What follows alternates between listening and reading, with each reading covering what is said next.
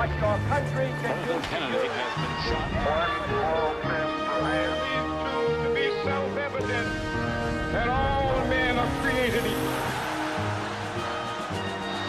Mr. Gorbachev, tear down this wall.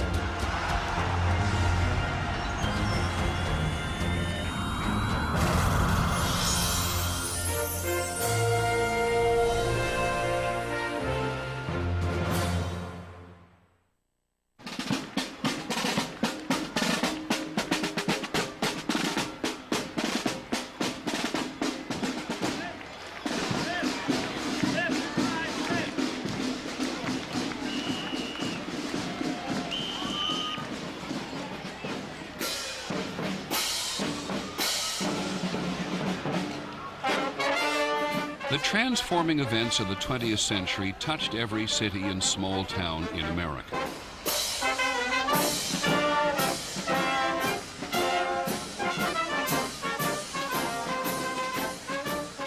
Annual celebrations which children thrill to but can never fully understand mark for another generation the historical reminders.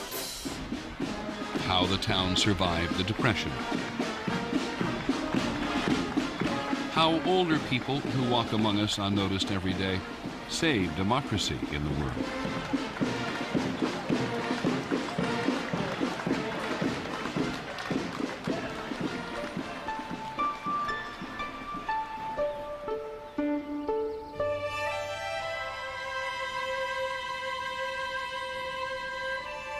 In every town, there are buildings which stand like silent witnesses to the enormous changes over these 100 years. A garage which started the century as a stable. When the Model Ts became available, we could scratch together $100 and get a second-hand Model T. Schools, which today teach computer skills to every student, used to teach shop to the boys and typing to the girls. A school teacher said, just learn all you can about secretarial work. We can't expect women to get ahead in business. In some places, hometown coffee shops for more than half the century served whites only. People's attitudes had to be changed. And all it was the color of your skin, for Christ's sakes. It was the color of your skin that made the difference. Memorials along American main streets commemorate those who died on the European battlefields of World War I. Such terrible scenes. You grew up very quickly in surroundings like that. It was no longer freshman studies. It was the real world. From almost every hometown train station, men left for World War II. When your husband becomes an officer, you're an officer's wife. And you do not show any emotions when they go overseas. You hold it back no matter what. No crying. And we did that. It was tough, but we did it. Korea and Vietnam veterans returned to towns which looked the same, but they came back to a country which had changed. When I left, the only people that had long hair were lived in San Francisco, you know, and when I came home, my banker had long hair. When one New Jersey town held an all-class reunion in 1997, you could see in the attendees the sweep of the entire century. There were those who remember when the electric light was new, and those who were born after man walked on the moon.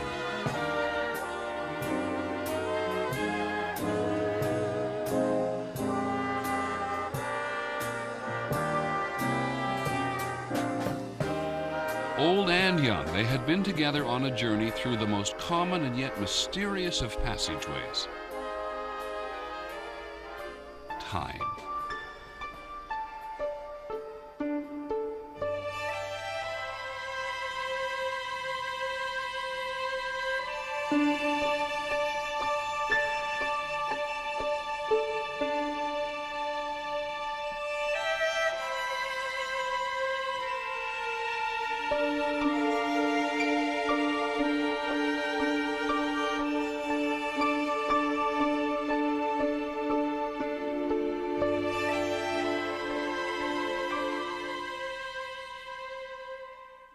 Unlike previous centuries where leadership was defined by royalty and other rulers, the 20th century, more than any other, was shaped by the will and actions of the common man. In the episodes of this series, we'll examine some of the defining events in each of 15 different periods. Our aim is to experience what it was like for the common man to be alive then. Politics and technology made this the killing century, but they also provided extended life and hope. In this first episode, we'll see that as the century began, there was no place on earth where hope flourished more than in the United States of America.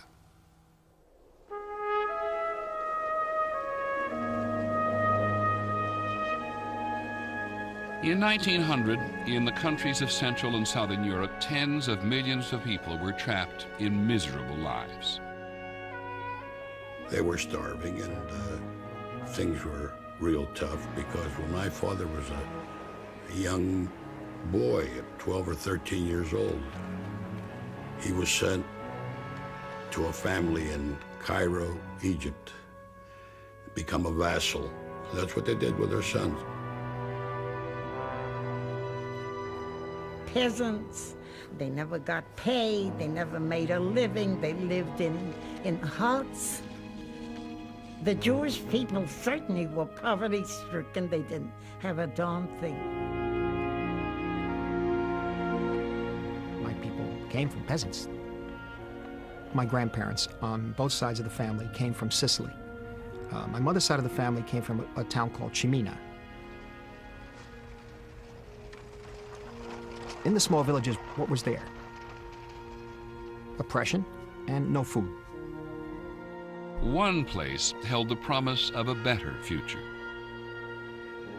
My mother and father, they heard about America from others, and they knew that America was heaven. It was once in America, all problems would be solved. There would be food, there would be freedom, there would be no persecution. Freedom, freedom. An incredible word for those people.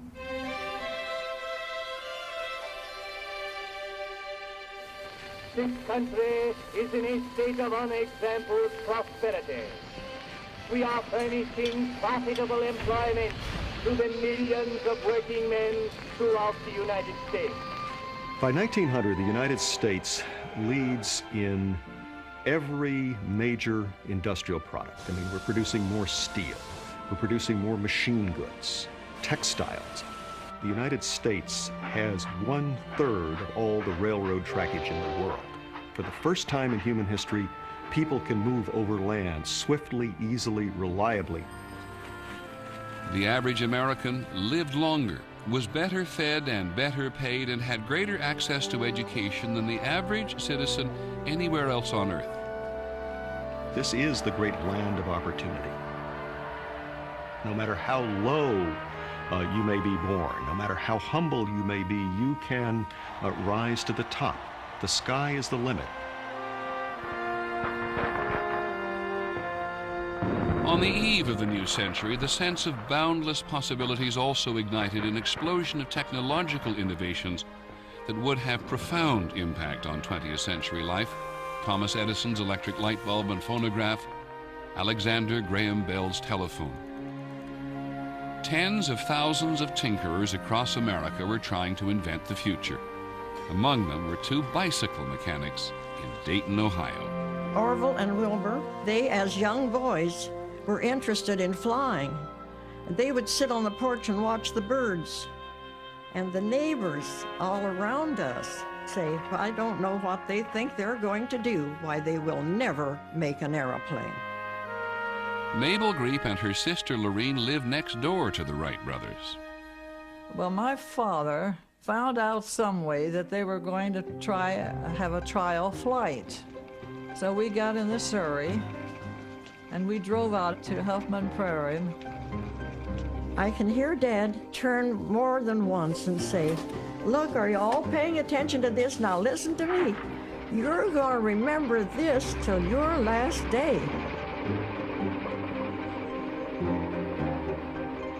When that plane took off the ground, people were speechless.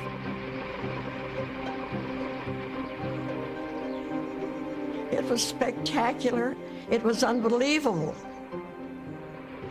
One of the oldest dreams in human imagination had come true: sustained flight in a powered aeroplane. The United States was without question the most inventive nation in the world in that period. It is comparable in its creativity to the Renaissance in Italy, for example, to the period of Elizabeth in English history, the Shakespearean period. Americans appreciated the new. They assumed that change was the natural course of history. And on America's roads, the European novelty was about to be reinvented. The first time we saw a car when I was a kid, well, that was for people out of this world. In 1900, there were only 8,000 cars and less than 10 miles of concrete road in the entire country. The car was fast seducing Americans. The automobile gave people a sense of the control of their own destiny. That is, behind the wheel, out on the road, you decided where you were going, what you were doing. You had a machine at your control. But early cars were fantastically expensive. The Artsberger, made in Pittsburgh, and the Pierce Arrow were really toys for the rich people. Until one manufacturer in Detroit saw it differently. Henry Ford. He saw the automobile as a way to relieve one of the burden of working in nature by the sweat of one's brow. He was motivated by the desire to put the automobile into the hands of first farmers and then generally into the hands of ordinary people in the population. He wanted to produce many, many, many automobiles in a short time. Ford had this vision of smooth flow using an assembly line. These components were coming from up here. These components were on an endless lift. These components were coming on a belt, and everything is in motion. And I think the image of a number of streams flowing into a river captures the assembly line concept. Henry Ford's Model T was introduced in 1908 at the price of $825. I think it would have been considered un-American in his eyes to produce an automobile for rich people. That's what foreigners do. Americans generally were committed to the proposition that every man and every woman should enjoy material abundance. That was the American spirit. That's America.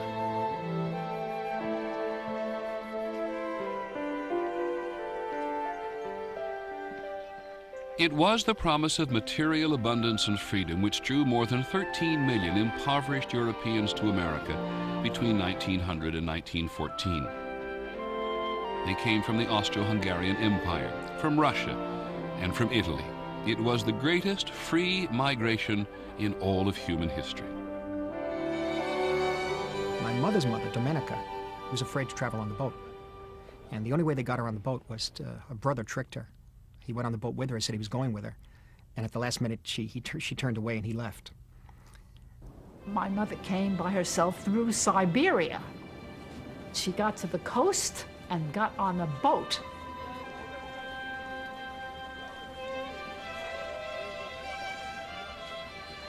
They were just sitting on the deck, hordes of people huddled over their possessions, which consisted of old pillows with feathers and a few pieces of silverware tucked in there and stuff like that, the candlesticks, and sleeping on the deck with one another, next to one another, to keep oneself warm. It took weeks and weeks and weeks. It took ages.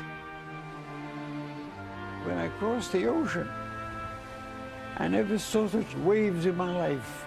I never knew an ocean existed.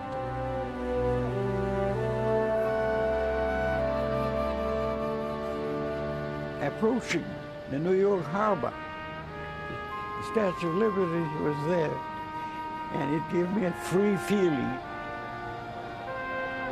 of liberty, a feeling of a new nation, a feeling of a new hope for a beautiful life.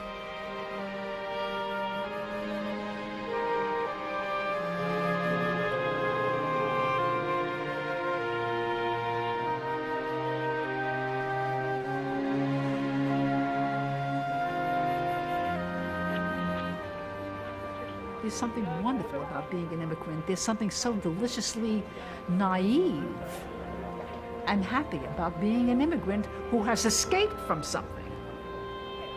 My father would say from time to time, no matter how bad things were, at least we're free.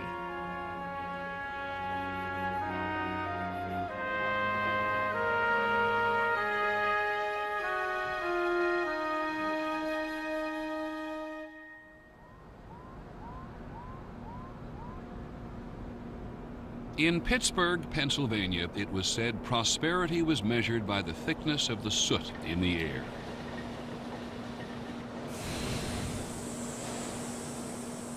Oh man, whatever them furnaces let loose, the whole sky was full of red dust. Full of red dust. If you had your wash out, you had your laundry out, it was too bad. You had to run outside and pull that laundry in because you'd be covered in red dust. You would see them coal mines lit up from Greensburg all the way to Uniontown. It was wonderful to see it. Relentless production in Pittsburgh's steel mills, foundries, and coal mines attracted an enormous number of immigrants and poor whites and blacks from the rural South. It was their labor which fed the furnace of industrial America. You had to pick everything up. You had to move everything by hand. No lunch breaks of any kind. You worked and you had a sandwich in your hand. If you had to go to the restroom, boom, back right away. They timed you. Well, you get home at night, you couldn't lift your arms up. I remember this. Oh, I remember this distinctly. My father would come home and say to my mother, rub my arms a little bit, because they were picking up. There was no, it was all mule work. I had two uncles that worked in the mill. It was dangerous. No safety precautions were in the mills. You could walk in the mill and see people with one arm, one leg.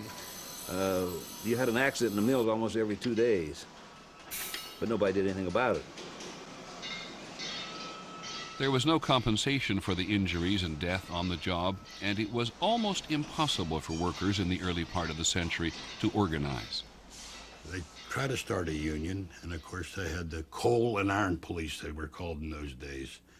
And they would bust a lot of heads, and a lot of murders were committed, and a lot of things that you daresn't say too much. If you worked in a mill, if your boss said something to you, that was it, that was the law. Industrial work involved 6 days a week, 12 to 16 hours a day. The daily wage, barely $2. Children, too, were made to work, 2 million of them across America, some as young as 4. They did not complain as adults tended to do. Employers liked to think of them as happy elves. E.L. Doctorow wrote about child labor in his novel of life in the early century, Ragtime. They were more agile than adults, but they tended in the latter hours of the day to lose a degree of efficiency. In the canneries and mills, these were the hours they were most likely to lose their fingers or have their hands mangled or their legs crushed. In the mines, they worked as sorters of coal and sometimes were smothered in the coal chutes. As a child, in the early part of the century, Pauline Newman worked 13-hour days in a New York garment sweatshop, the Triangle Shirtwaist Factory. We had a corner on the floor that resembled a kindergarten. You were not allowed to sing. We weren't allowed to talk to each other. The door was locked to keep us in. The locked doors would prove to be fatal. On March the 25th, 1911, fire broke out at the factory with an exit door locked on the 9th floor many workers jumped to their death.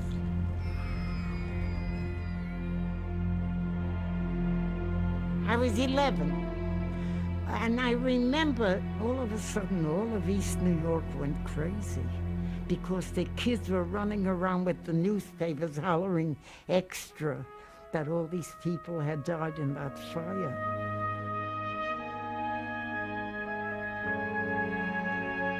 146 workers died. There were no sprinklers inside the factory then. There had never been a fire drill.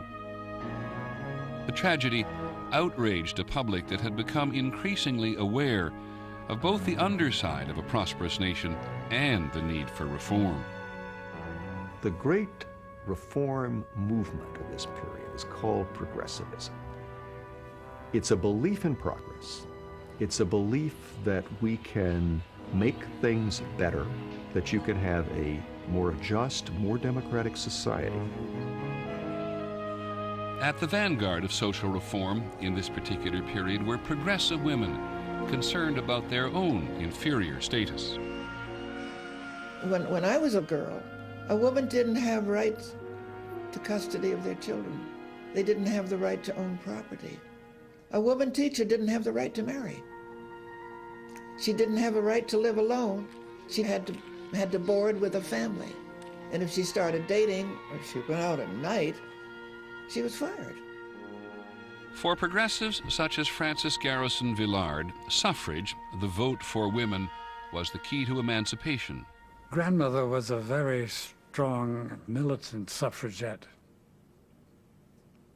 As a boy, I was more inclined to laugh at them and dismiss them. I didn't see any reason why they should have a vote.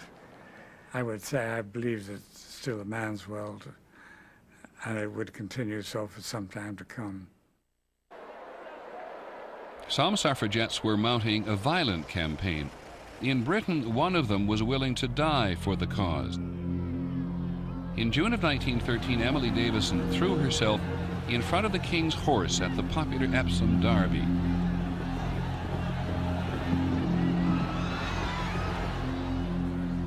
She died with the inscription, "Votes for Women," sewn into her coat. That kind of sacrifice inspired American suffragettes to intensify their campaign. The right to vote would also prove elusive for America's 9 million blacks. Black men could vote in theory, but in fact most were barred by white intimidation, poll taxes, and literacy tests. 85% of black Americans lived in poverty in the southern United States, segregated from whites by so-called Jim Crow laws, laws upheld by the Supreme Court that all but wiped out the freedom and equality once promised by emancipation. It is the complete denial of the American dream. They cannot go to the same schools with whites. They can't drink from the same drinking fountains. They cannot sit in the same part of a streetcar or in the same cars on a railroad. It's a horrible time. White politicians compete with each other in the South for being more, at least verbally, violent toward African Americans, and in many cases are encouraging or at least abetting actual violence.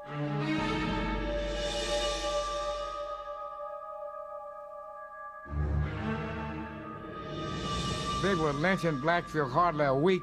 There's 2 or 3 blacks didn't get lynched or burned at the stake. I don't know whether you heard that or not. You ever hear of any black people being burned at the stake? Well, that's what happened. I never lived in those days. The most prominent black leader at the turn of the century, Booker T. Washington, accepted the notion of separateness. He asked blacks to better themselves through work and vocational training. From whites, he asked for help, not equality. Booker T. Washington was born a slave, called his autobiography Up From Slavery. This is a man who has pulled himself up by his own bootstraps. And he takes the perspective that it would be foolish to challenge what's being done to them too soon and too openly. But there would be a challenge. In 1905, the black intellectual W.E.B. Du Bois urged a new struggle for full political and social equality. Entrenched resistance to such change would make civil rights, as Du Bois predicted, the major social issue in American life for the rest of the century.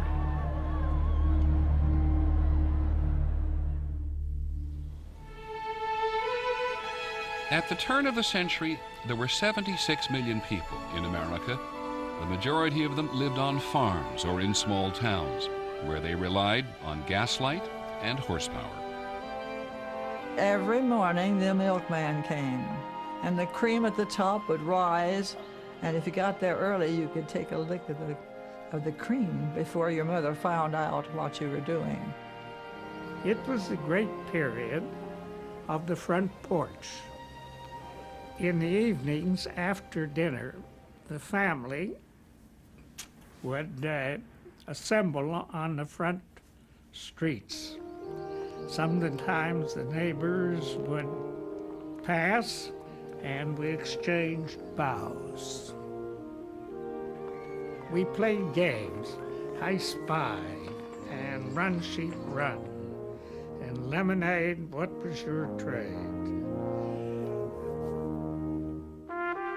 Tennis rackets were hefty and the racket faces elliptical. Women were stouter then. They visited the fleet carrying white parasols. Everyone wore white in summer. That was the style. That was the way people lived. But the rhythm of American life was quickening in the early years of the century as more and more people headed for the cities, for the bright lights and the myriad opportunities. I was 4 years old when I came to Chicago.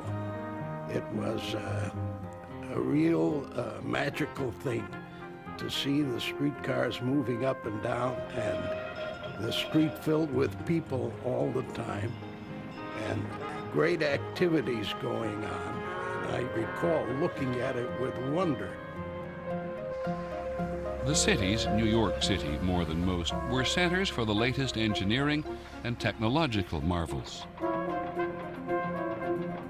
The skyscraper is born in that time, a completely new building form, a completely new idea that a city could grow up instead of out. It's an amazing sight to me. I saw the Flatiron Building. I saw the Woolworth Tower. It's a very stunning view, how a building can pierce the sky. And underground, there was a new way to travel. In New York City, the subway was inaugurated in 1904.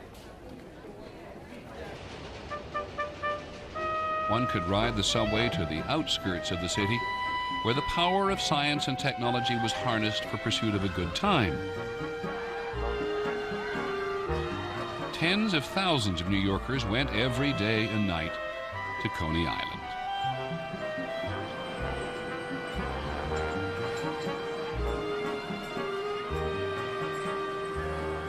When I came there, my brothers immediately treated me to a hot dog, Nathan's. I dove right into the water and tasted all over me the salt of the sea. I was baptized by nature. There was a kind of freedom that I never dreamt that I could have. That sense of freedom was also spread by the availability of ideas. In the early part of the century, some 9,000 public libraries in the country dispensed information freely and democratically. One man said to me, "Alfred, do you know that there's a library on 42nd Street? I says, "I do, but I was never there." He says, "That's where you belong. You'll get all the literature in the world, and it doesn't cost you a dime." I read an immense number of books because I wanted to understand the American people's minds. I wanted to be completely American. and forget all of my past.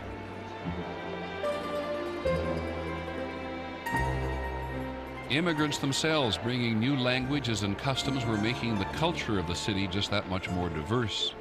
The immigrant nourishment that this nation has always had, the incoming people, has been an extremely important part of our vitality, our ingenuity. It's like aerating the stream of life here. Early in this century, 1 in 3 residents of major American cities had been born somewhere else.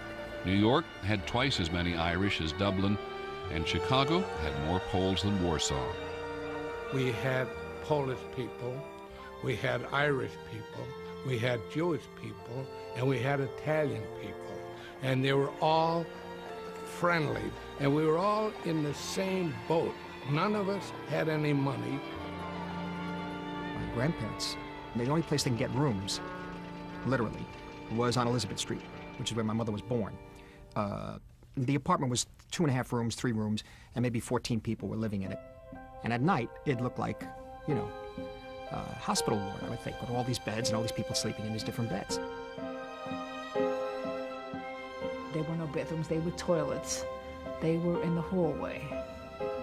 But my mother and father thought that this was wonderful because in the old country, the toilets were in the backyard. And the fact that in the kitchen, we had not only running water so that you didn't have to go to the well for water, but we had hot water. My mother, every week that she did the wash, she said, how wonderful we have hot water. Steadily rising income and declining work hours meant that for the first time, even working class people could go out in search of entertainment. 5 cents bought a ticket to the newest entertainment phenomenon, moving pictures.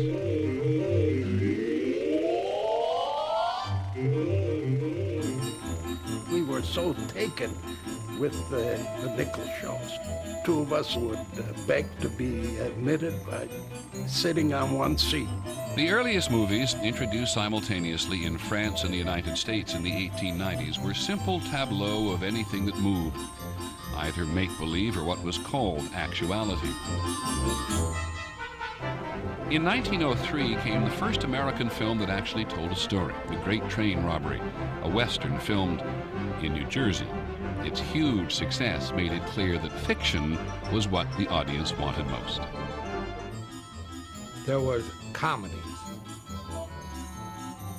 And then there was The Pearls of Pauline, which was a serial that went on every Saturday afternoon. Every week she was in a situation.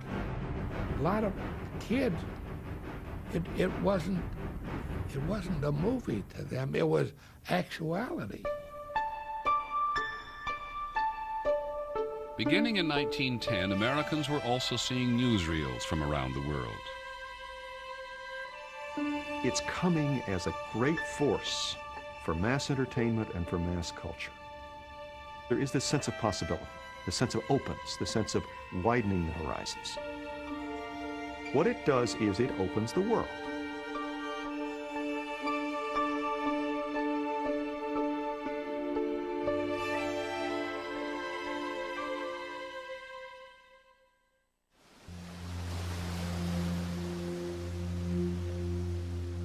In Havana Harbor on February the 15th, 1898, a mysterious explosion sank an American cruiser, the USS Maine. 266 officers and sailors were killed.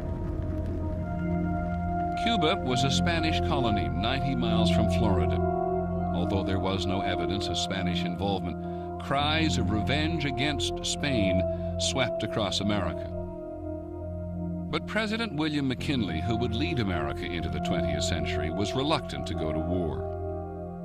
President McKinley is a silver-tongued orator, very popular, sweet man, but a very indecisive man. They used to say that McKinley's mind is like an unmade bed. You have to make it up for him before he can use it. Much more eager for war and foreign adventure in general was McKinley's young Assistant Secretary of the Navy, Theodore Roosevelt. Theodore Roosevelt was a great believer in outdoorism, a great believer in activity. He was vigorous, you know. You could imagine him sort of taking cold showers all the time. And he carried all this in his character into his politics. He was a great believer in American power, in American imperialism, a great believer in war. War is one of the highest forms of human endeavor, he wrote. With Roosevelt and others lobbying intensely for it, Congress declared war on Spain in April of 1898. Roosevelt left his job in Washington to join the campaign in Cuba. Theodore Roosevelt organizes his old cowboy buddies from the West into the Rough Riders and goes to Brooks Brothers and gets a uniform made and gets out a big saber and goes down there and storms San Juan Hill. It took the United States less than 3 months to defeat Spain in what one American official called a splendid little war. The spoils of war for the United States were the Spanish colonies of Cuba, Puerto Rico, Guam, and the Philippines. The United States was now an empire. At the Pan American Exposition in Buffalo, New York in September 1901, President McKinley was killed by an assassin with no particular cause beyond his own dissatisfaction. Theodore Roosevelt, by then Vice President, became America's leader. He's really the first president who sees the United States as a global power. America's century begins really with Roosevelt. Theodore Roosevelt was an imperialist. He actually gloried in the term, and he wanted the United States to be a real empire, exercising great power in the same ways that the great European empires did. Roosevelt's design included linking the Pacific and Atlantic Oceans by building a canal through the Isthmus of Panama in northern Colombia. Such a canal would greatly facilitate shipping and ensure America's strategic hold on the region. But when the Colombians refused to cooperate, Roosevelt encouraged the Panamanians to revolt against their Colombian rulers. Within a couple of days, we recognized the new independent Republic of Panama, and within another few days, we had concluded a treaty with them. Roosevelt said, when other people dithered and when other people debated, I acted. You know, I took action. Construction of the era's engineering wonder began in 1904. Alfred Bingham visited the canal site as a child. I can remember riding along in this car on the bottom of the canal. A lot of big machinery and a lot of trains going up and down, taking the diggings out. And there were marvelous big structures that were to be the locks. The building of the canal itself was the greatest engineering feat that had ever been done up to that time. And it's all of the great power and technology and energy of this age harnessed there. There's a wonderful photo of Theodore Roosevelt at the controls of one of these gigantic steam shovels that they used to dig out the ditch. The Panama Canal is a wonderful expression not only of him, but in many ways of America of that time.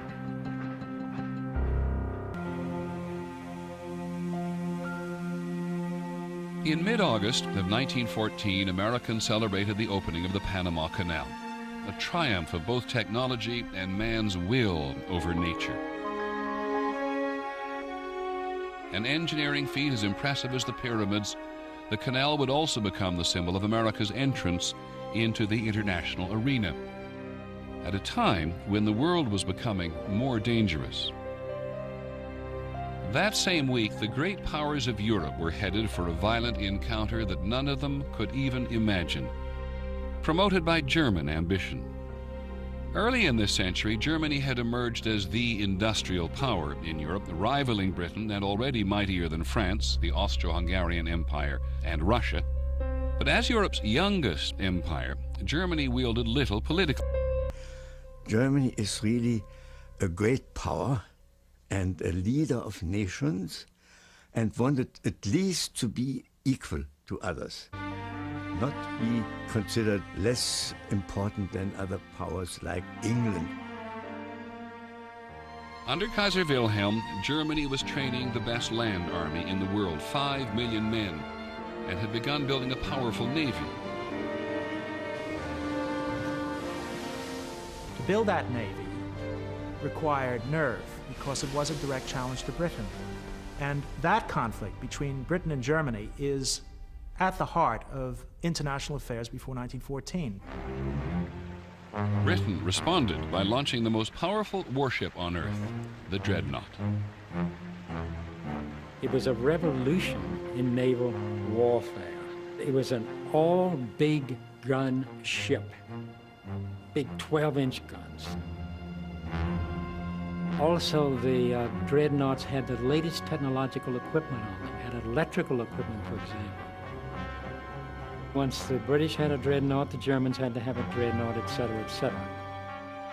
The tensions fed by an arms race and rivalry among the major European powers finally came to a head in June of 1914, when Archduke Franz Ferdinand, the heir to the Austro-Hungarian Empire, was assassinated by a Serbian nationalist in Sarajevo. There was no reason why the assassination of Franz Ferdinand would signal the collision of fundamental interests. It was a matter of choice, and that choice was made in Vienna and in Berlin to make it more than an assassination. In late July, with Germany's support, the Austro-Hungarian Empire declared war on Serbia. And within days, all the great powers of Europe, bound by their various alliances, were at war with each other. I was at a camp, a boys' camp in New Hampshire in 1914 when war was declared. And it was a shock to a very peaceful world. But nobody took it too seriously. War was bad, of course, but it was also something that would be temporary and would not have a far-reaching effect.